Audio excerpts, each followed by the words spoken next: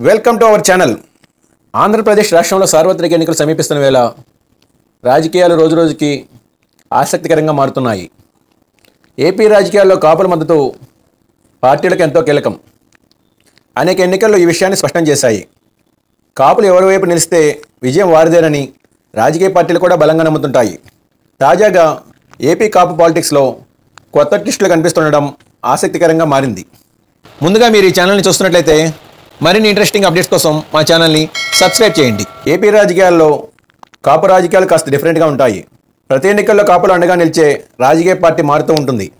TDP అధికారంలోకి వచ్చిన, YCP అఖండ విజయం సాధించిన, అందులో కాపుల పాత్ర కీలకమని చెప్పాలి. రాష్ట్రంలోని అనేక ఇతర వర్గాలతో పాటు కాపుల మద్దతును కూడా ఎక్కువగా పొందే పార్టీలు అధికారాన్ని దక్కించుకుంటూ ఉంటాయి.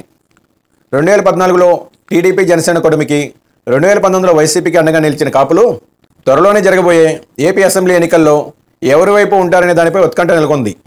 టీడీపీ జనసేన పొత్తుతో మరోసారి కాపులు ఈ కూటమికి అండగా ఉండొచ్చనే వాదన వినిపిస్తుంటే, వైసీపీ కూడా అందుకు ధీటుగా కాపుల మద్దతు కూడగట్టుకునేందుకు తనదైన వ్యూహాలు సిద్ధం చేసుకుంటుంది.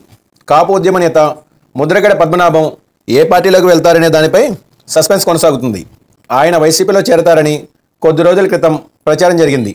తాజాగా ఆయన జనసేన వైపు చూస్తున్నారనే మాటలు వినబడుతున్నాయి. తాజా పరిణామాలు కూడా ఆ విషయాలకు బలం చేకూరుస్తున్నాయి. ఇదిలా ఉంటే మరో సీనియర్ కాపు నేత హరిరామ జోగయ్య విడుదల చేసిన లేఖ రాజకీయంగా కొత్త చర్చకు తెరలేపింది. పవన్ కళ్యాణ్తో తాను 5 అంశాలపై మాట్లాడానని ఆయన తెలిపారు.